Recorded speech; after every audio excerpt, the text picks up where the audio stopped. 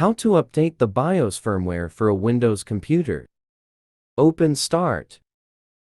Type MS Info into the Start window, then click System Information.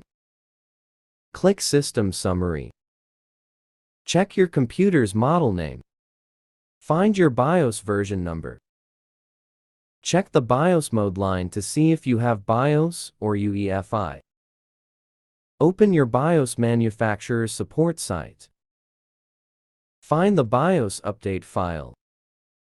Make sure the update file is newer than your BIOS version. Download the update file. Extract your BIOS file. Restart your computer. Press the function keys F12. Back up your BIOS if possible. Enable and use your BIOS update tool. Allow your computer's BIOS to update. This process can take a few minutes to over an hour depending on your computer and the depth of the BIOS update. Thanks for watching.